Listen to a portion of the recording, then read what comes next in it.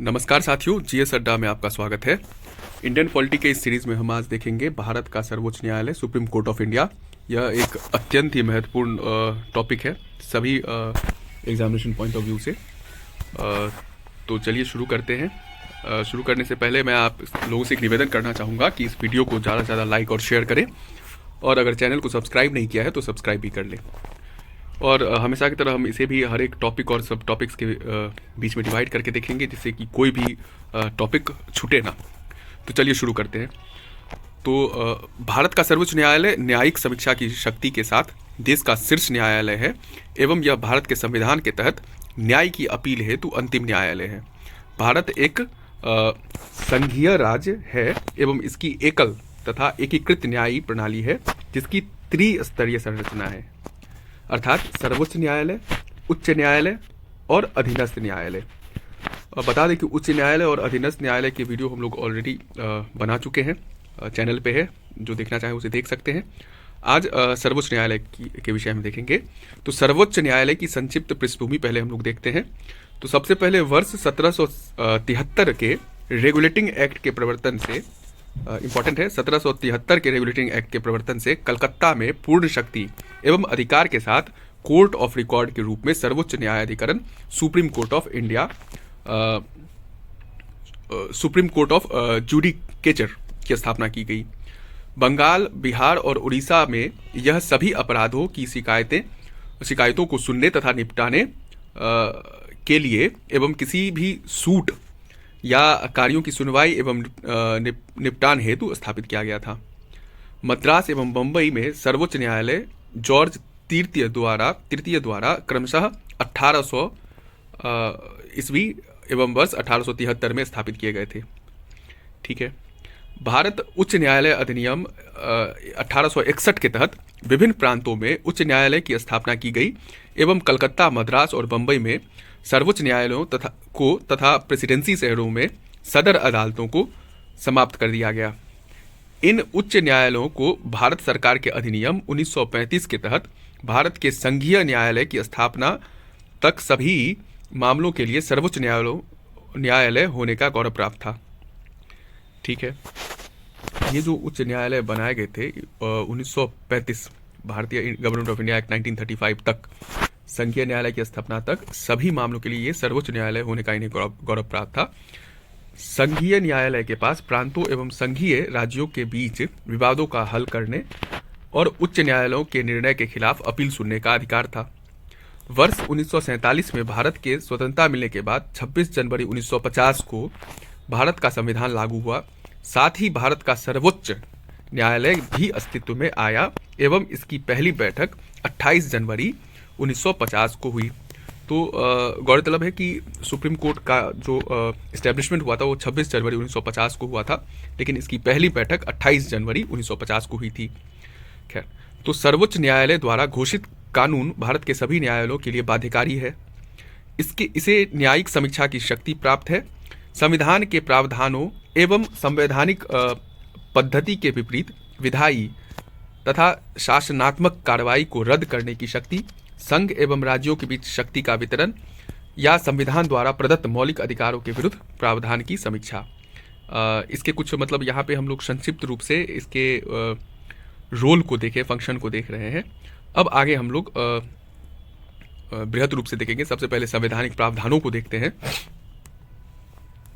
भारतीय संविधान के भाग 5 एवं अध्याय 6 संघ न्यायपालिका के तहत सर्वोच्च न्यायालय का प्रावधान किया गया है।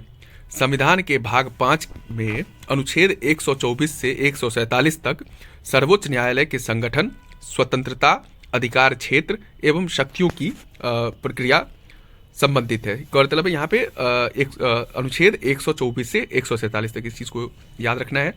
आगे देखते हैं। अनुच्छेद 124 के तहत भारतीय संविधान में कहा गया है कि भारत का एक सर्वोच्च न्यायालय होगा, जिसमें एक मुख्य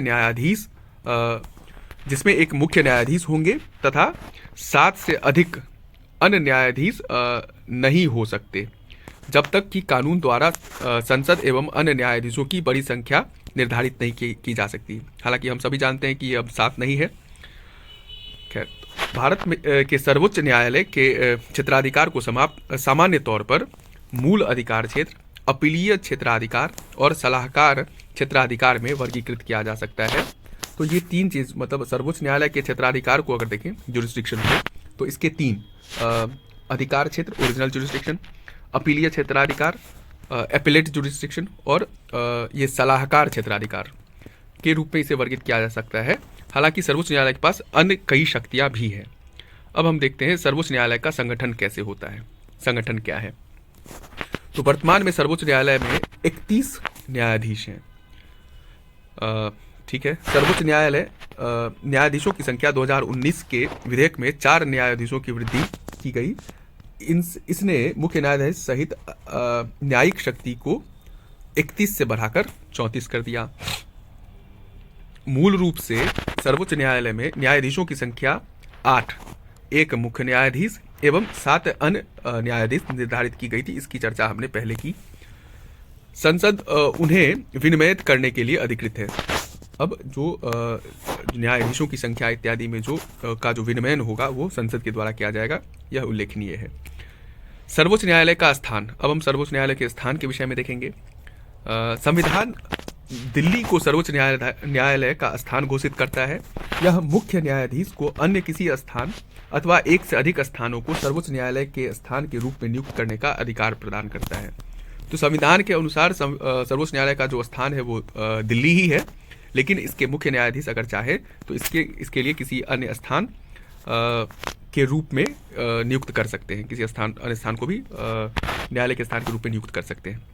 वह राष्ट्रपति के अनुमोदन से भी इस संबंध में निर्णय ले सकता है। यह प्रावधान केवल वैकल्पिक है, अनिवार्य नहीं है। इस बात का ध्यान रखेंगे। इसका अर्थ यह है कि कोई भी अदालत राष्ट्रपति या मुख्य न्यायाधीश को सर्वोच्च न्यायालय को किसी अन्य स्थान पर नियुक्त करने के लिए कोई निर्देश नहीं दे सकती है। खैर, न्यायाधीशों की नियुक्तियां। अब न्यायाधीशों की नियुक्तियां कैसे होती है, इस पर गौर करें। तो सर्वोच्च न्यायालय के न्यायाधीशों की नियुक्ति राष्ट्रपति द्वारा की जाती है।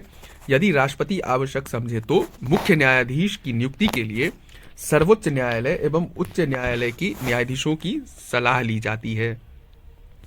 अन्य न्यायाधीशों को राष्ट्रपति द्वारा मुख्य न्यायाधीश एवं सर्वोच्च न्यायालय तथा उच्च न्यायालयों के ऐसे अन्य न्यायाधीशों के साथ परामर्श के बाद नियुक्त किया जाता है, यदि वह आवश्यक समझते हैं। मुख्य न्यायाधीश के अतिरिक्त किसी भी अन्य न्यायाधीश की नियुक्ति के मामले में मुख्य न्यायाधीश के साथ परामर्श करना अनिवार्य है। यह एक अनिवार्यता है। वर्ष 1950 से वर्ष 1973 तक मुख्य न्यायाधीश की नियुक्ति सर्वोच्च न्यायालय के वरिष्ठतम न्यायाधीश को भारत के मुख्य न्यायाधीश के रूप में नियुक्त करने की परंपरा रही है। वर्ष 1973 में इस परंपरा का उल्लंघन किया गया, जब 3 वरिष्ठ न्यायाधीशों को छोड़कर A.N. रे को भारत का मुख्य न्यायाधीश के रूप में नियुक्त किया गया। वर्ष 1977 में इसका पुनः उल्लंघन किया गया, जब तत्कालीन 10 वरिष्ठतम न्यायाधीशों को छोड़कर M.U. बेग को भारत के मुख्य न्यायाधीश के रूप में नियुक्त किया गया। ये समय आपातकाल की थी, इमरजेंसी वाला काल है, और हम सभी जानते हैं कि इसमें क्या हुआ था। आगे हम लोग इसका विवरण देखेंगे अन्य किसी वीडियो में। खैर, सरकार की इस स्वायत्तता को सर्वोच्च न्यायालय ने द्वितीय न्यायाधीश मामले 1993 में रद्द कर दिया था, जिसमें सर्वोच्च न्यायालय ने फैसला दिया कि सर्वोच्च न्यायालय के वरिष्ठतम न्यायाधीश को ही भारत के मुख्य न्यायाधीश के रूप में नियुक्त किया जाना चाहिए। तो सरकार की इस स्वायत्तता को सर्वोच्च न्यायालय ने द्वितीय न्यायाधीश मामले 1993 में रद्द कर दिया था। इस बात को हम याद रखेंगे। परामर्श एवं कॉलेजियम प्रणाली पर विवाद। ठीक है, तो सर्वोच्च न्यायालय के निम्नलिखित प्रावधानों में परामर्श शब्द की अलग अलग व्याख्या है। प्रथम न्यायाधीश मामले 1982 में न्यायालय ने कहा कि परामर्श का अर्थ सहमति नहीं है और इसका अर्थ सिर्फ विचारों का आदान प्रदान से है। द्वितीय न्यायाधीश मामले 1993 में द्वितीय न्यायाधीश मामले 1993 में न्यायालय ने अपने पहले फैसले को पलट दिया और परामर्श शब्द का अर्थ सहमति के रूप में परिवर्तित कर दिया। इस बात को ध्यान रखना है। अब परामर्श सिर्फ परामर्श नहीं अपितु सहमति है। तृतीय न्यायाधीशों के मामले 1998 में न्यायालय ने कहा कि भारत के मुख्य न्यायाधीश द्वारा अपनाई जाने वाली परामर्श प्रक्रिया के लिए न्यायाधीशों की सम्मिलित परामर्श की आवश्यकता होती है। फिर मुख्य न्यायाधीश की एकमात्र राय परामर्श प्रक्रिया मुख्य न्यायाधीश की एकमात्र राय परामर्श प्रक्रिया का गठन नहीं करती है। उन्हें उच्चतम न्यायालय के 4 वरिष्ठतम न्यायाधीशों के एक कॉलेजियम से परामर्श करना चाहिए। यदि 2 न्यायाधीश भी विपरीत राय देते हैं तो उसे सरकार को नियुक्ति की सिफारिश नहीं भेजनी चाहिए। तो ये कॉलेजियम प्रक्रिया की बात की जा रही है यहाँ पे। अदालत ने माना कि परामर्श प्रक्रिया के मानदंडों और आवश्यकताओं का अनुपालन किए बिना भारत के मुख्य न्यायाधीश द्वारा की गई सिफारिश सरकार पर बाध्यकारी नहीं है। अदालत ने माना कि परामर्श प्रक्रिया के मानदंडों और आवश्यकताओं का अनुपालन किए बिना भारत के मुख्य न्यायाधीश द्वारा दी गई या की गई सिफारिश सरकार पर बाध्यकारी नहीं है। आगे देखते हैं कॉलेजियम प्रणाली। कॉलेजियम प्रणाली की शुरुआत तृतीय न्यायाधीश मामले में के माध्यम से हुई थी और यह वर्ष 1998 से चलन में है। इसका उपयोग उच्च न्यायालयों और सर्वोच्च न्यायालय में न्यायाधीशों की नियुक्ति एवं स्थानांतरण के लिए किया जाता है। कॉलेजियम प्रणाली ध्यान रखेंगे 1998 से चलन में है और इसका उपयोग उच्च न्यायालयों और सर्वोच्च न्यायालय में न्यायाधीशों की नियुक्ति एवं स्थानांतरण के लिए किया जाता है। भारत के मूल संविधान में या संशोधन में कॉलेजियम का कोई उल्लेख नहीं है। कॉलेजियम प्रणाली का नेतृत्व अब देखेंगे। सर्वोच्च न्यायालय के कॉलेजियम का नेतृत्व CJI chief justice of India Bharat के मुख्य न्यायाधीश करते हैं और इसमें न्यायालय के 4 अन्य वरिष्ठतम न्यायाधीश शामिल होते हैं। उच्च न्यायालय के कॉलेजियम का नेतृत्व उसके मुख्य न्यायाधीश और उस न्यायालय के 4 अन्य वरिष्ठतम न्यायाधीश करते हैं। उच्च न्यायालय कॉलेजियम द्वारा नियुक्ति के लिए अनुशासित नाम CJI और सर्वोच्च न्यायालय कॉलेजियम द्वारा अनुमोदन के बाद ही सरकार तक पहुंचते हैं। उच्च न्यायालय के न्यायाधीशों की नियुक्ति केवल कॉलेजियम प्रणाली के माध्यम से होती है और कॉलेजियम द्वारा नाम तय किए जाने के बाद ही सरकार की भूमिका होती है। अब देखेंगे कॉलेजियम प्रणाली एवं NJAC राष्ट्रीय न्यायिक नियुक्ति आयोग की कार्यप्रणाली। कॉलेजियम केंद्र सरकार को वकीलों या न्यायाधीशों के नाम प्रस्तावित करता है। इसी प्रकार केंद्र सरकार भी अपने कुछ प्रस्तावित नामों को कॉलेजियम को भेजती है। कॉलेजियम केंद्र सरकार द्वारा प्रस्तावित नामों या सुझावों पर विचार करता है एवं अंतिम अनुमोदन के लिए फाइल को सरकार के पास भेजता है। कॉलेजियम केंद्र सरकार द्वारा प्रस्तावित नामों या सुझावों पर विचार करता है एवं अंतिम अनुमोदन के लिए फाइल को सरकार के पास भेजता है। यदि कॉलेजियम फिर से उन्हीं नामों को पुनः भेजता है तो सरकार को उन नामों पर अपनी सहमति देनी होगी, लेकिन जवाब देने के लिए समय सीमा तय नहीं है। यही कारण है कि न्यायाधीशों की नियुक्ति में लंबा समय लगता है। 99 में संवैधानिक संशोधन अधिनियम 2014 के माध्यम से न्यायाधीशों की नियुक्ति के लिए कॉलेजियम प्रणाली को बदलने हेतु राष्ट्रीय न्यायिक नियुक्ति आयोग अधिनियम NJAC की स्थापना की गई। हालांकि सर्वोच्च न्यायालय ने कॉलेजियम प्रणाली को बरकरार रखा। NJAC को इस आधार पर असंवैधानिक ठहराया गया कि न्यायिक नियुक्ति में राजनीतिक कार्यपालिका की भागीदारी मूल संरचना के सिद्धांतों अर्थात न्यायपालिका की स्वतंत्रता के खिलाफ थी। अब देखेंगे न्यायाधीशों की योग्यताएं।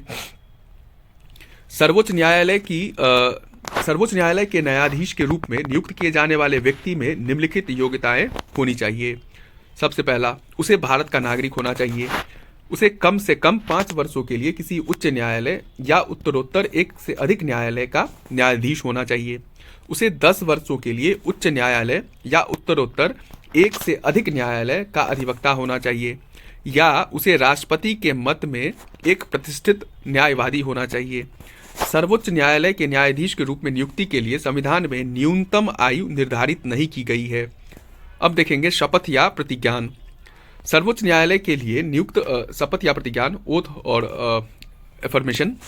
सर्वोच्च न्यायालय के लिए नियुक्त न्यायाधीश को अपना कार्यभार संभालने के पूर्व राष्ट्रपति या इस कार्य के लिए राष्ट्रपति द्वारा नियुक्त व्यक्ति के समक्ष निम्नलिखित शपथ लेनी होगी कि ये शपथ है, इसको हम लोग पढ़ेंगे कि मैं भारत के संविधान के प्रति सच्ची श्रद्धा और निष्ठा रखूंगा, भारत की प्रभुता एवं अखंडता को अक्षुण्ण रखूंगा, अपनी पूरी योग्यता, ज्ञान और विवेक से अपने पद के कर्तव्यों का बिना किसी भय या पक्षपात, अनुराग या द्वेष के पालन करूंगा, संविधान एवं विधि की मर्यादा बनाए रखूंगा।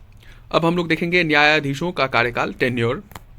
तो संविधान ने सर्वोच्च न्यायालय के न्यायाधीशों का शासनकाल तय नहीं किया है। हालांकि इस संबंध में निम्नलिखित 3 प्रावधान किए गए हैं। पहला, वह 65 वर्ष की आयु तक पदासीन रह सकता है। उसके मामले में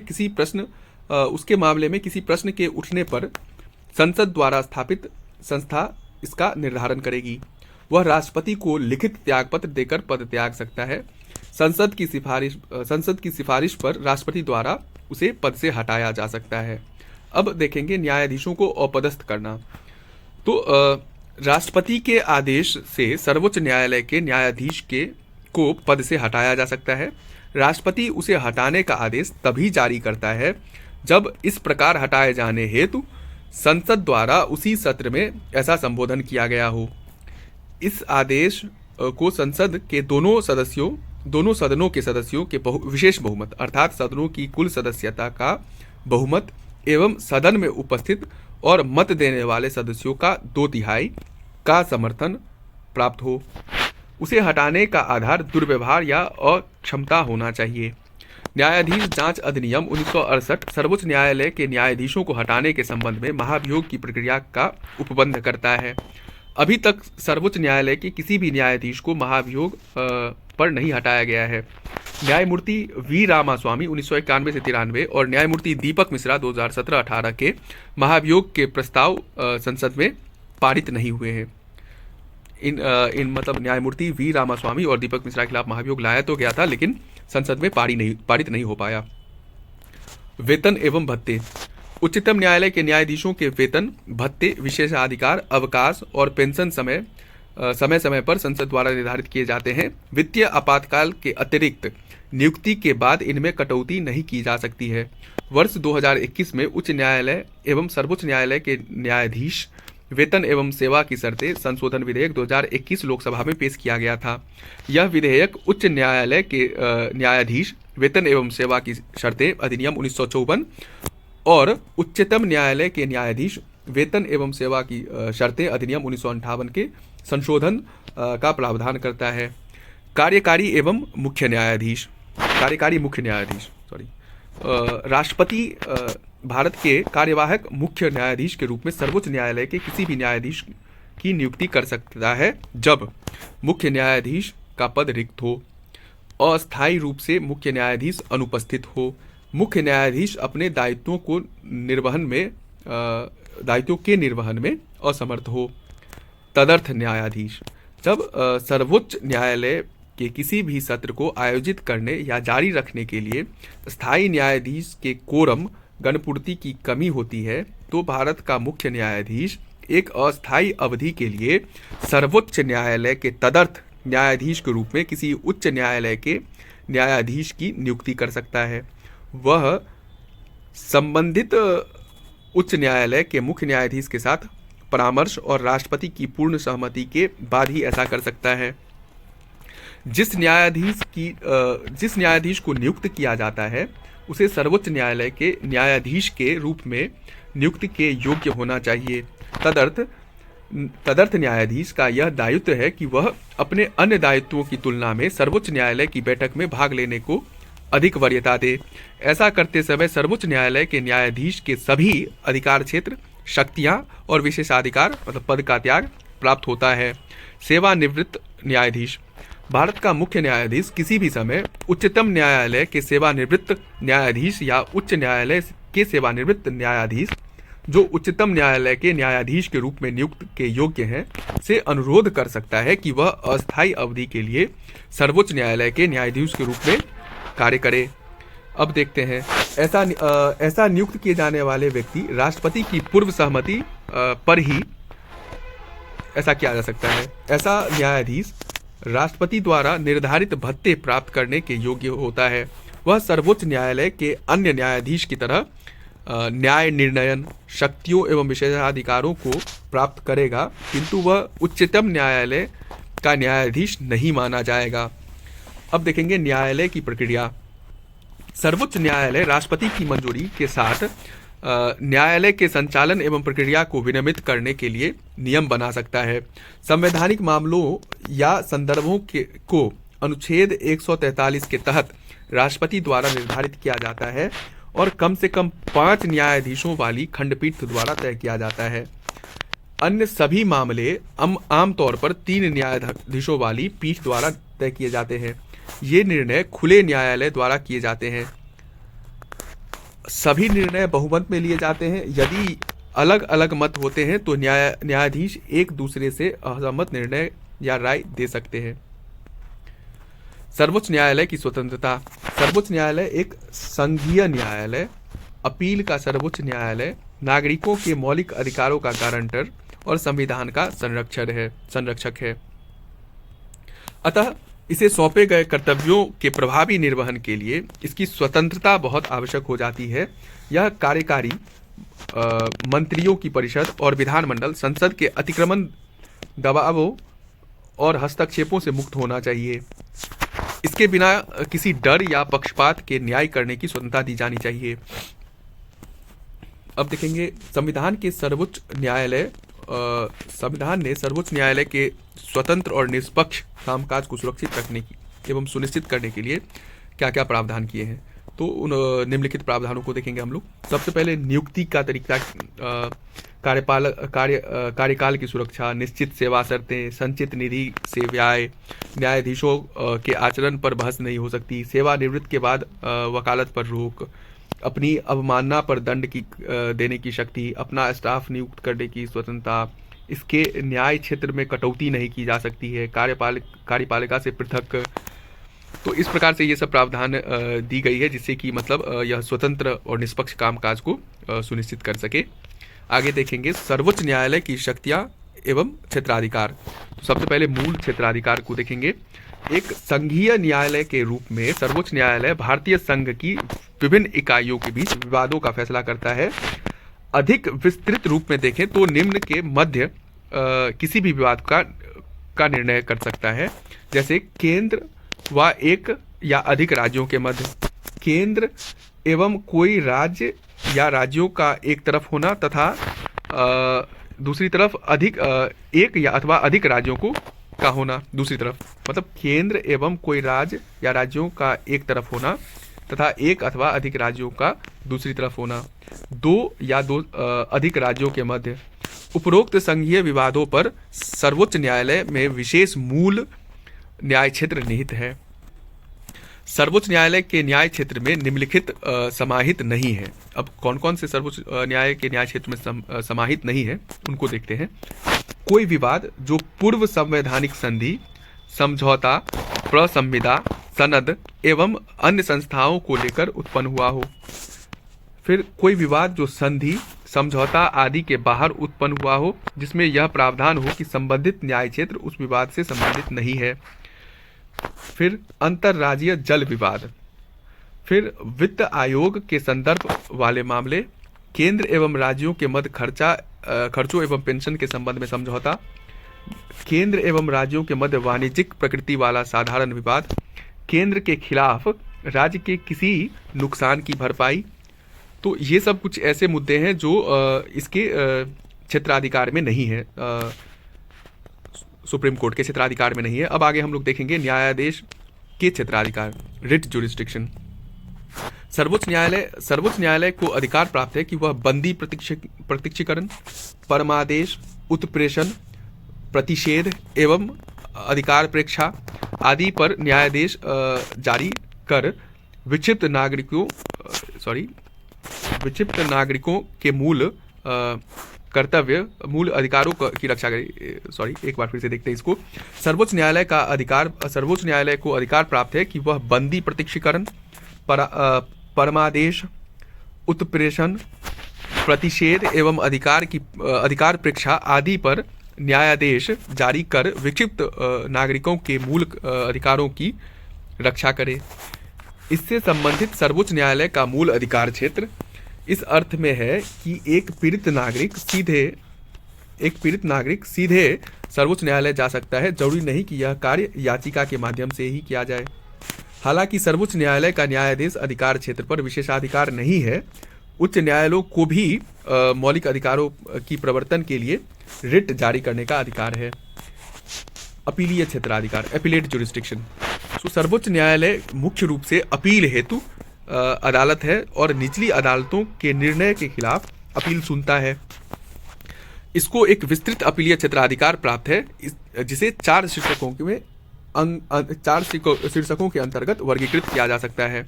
सबसे पहले संवैधानिक मामलों में अपील, दीवानी मामलों में अपील, आपराधिक मामलों में अपील, विशेष अनुमति द्वारा अपील।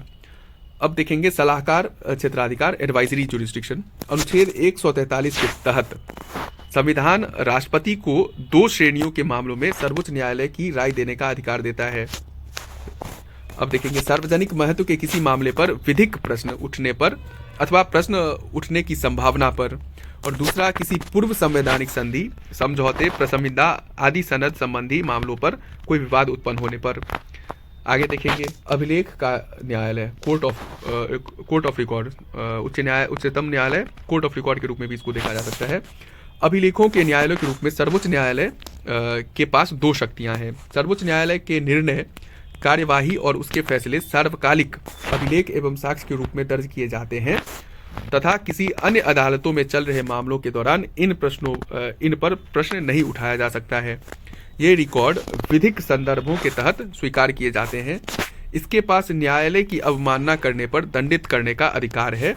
यह सजा 6 माह का सामान्य कारावास या 2000 रुपये तक का आर्थिक दंड अथवा दोनों हो सकती है। अब देखेंगे न्यायिक समीक्षा की शक्ति। न्यायिक समीक्षा केंद्र और राज्य दोनों सरकारों की विधायी अधिनियम और कार्यकारी आदेशों की संवैधानिकता की जांच करने की शक्ति सर्वोच्च न्यायालय को है। जांच में यदि वे संविधान, अल्ट्रा वायर्स के उल्लंघन पाए जाते हैं तो उन्हें सर्वोच्च न्यायालय द्वारा अवैध, असंवैधानिक और अमान्य, बालित और शून्य घोषित किया जाता है। नतीजन उन्हें सरकार द्वारा लागू नहीं किया जा सकता है। सर्वोच्च न्यायालय में वर्तमान मामले, मास्टर ऑफ रोस्टर, ये क्या है तो देखते हैं अभी। मामलों की सुनवाई के लिए पीठों का गठन करना मुख्य न्यायाधीश के विशेषाधिकार को संदर्भित करता है। न्यायिक प्रशासन पर मुख्य न्यायाधीश की पूर्ण शक्ति को लेकर सर्वोच्च न्यायालय में विवाद खड़ा हो गया है। सर्वोच्च न्यायालय ने कई बार कहा है कि मुख्य न्यायाधीश रोस्टर का मास्टर होता है और वह अकेले ही न्यायालय की पीठों का गठन करने और गठित किए गए पीठों को मामले आवंटित करने का विशेषाधिकार रखता है। भारत के मुख्य न्यायाधीश हो या किसी भी उच्च न्यायालय के मुख्य न्यायाधीश हो, वे प्रशासनिक पक्ष के प्रमुख हैं। इसमें न्यायाधीश के समक्ष मामलों का आवंटन भी शामिल है। अतः जब तक कि भारत के मुख्य न्यायाधीश द्वारा मामलों का आवंटन नहीं किया जाता है, तब तक कोई भी न्यायाधीश स्वतः मामले नहीं ले सकता है। और इस तरह से ये एक बृहद टॉपिक था जो समाप्त होता है। अच्छा, हम लोग कोशिश करेंगे कि इसके बाद ये जो सीरीज़ ख़त्म होगा तो उसके बाद प्रश्नोत्तर के माध्यम से भी इसको समझा जाए और डिटेल इसी तरह से टॉपिक वाइज हम लोग प्रश्नोत्तर करने का भी कोशिश करेंगे। ठीक है, तो तब तक के लिए इस टॉपिक को हम लोग विराम देते हैं। और आगे बढ़ने से पहले ये बता दें कि जीएस अड्डा, हमारा जो ये दरभंगा में जीएस अड्डा क्लासेस है और यहाँ पे हम लोग मतलब मिशन 70 हमने लॉन्च किया है प्रोग्राम, जिसमें हम लोग 70 बच्चों को सीट सुनिश्चित करवाने की कोशिश करेंगे। ठीक है, जिसमें कि सब कुछ काफ़ी डिटेल से दिया गया है, हर वीडियो में हम लोग बताते हैं। फिर से सुन लें इसे। प्रीलिम्स के लिए हम लोग मतलब फाउंडेशन कोर्स और वीकली टेस्ट का आयोजन करते हैं। स्मार्ट टेक्निक्स पर काम किया जाता है, इसमें कि एलिमिनेशन टेक्निक है, टेस्ट सीरीज़ वगैरह होता है। मेंस के लिए भी कंप्लीट सिलेबस कवरेज होता है, आंसर राइटिंग टेस्ट सीरीज़ होता है और क्वालिटी ऐसे इवेल्युएशन किया जाता है। 1-to-1 मेंटरशिप होता है, कंप्लीट हैंड होल्डिंग प्रोग्राम होता है, 360 डिग्री सिलेबस कवरेज करते हैं। यहाँ हमने टारगेटेड सिलेक्शन है हमारा कि 70 बच्चों का मतलब सिलेक्शन करवाने की 70th PPSC में। तो इसका लाभ उठाएं। धन्यवाद, मिलते हैं अगले वीडियो में।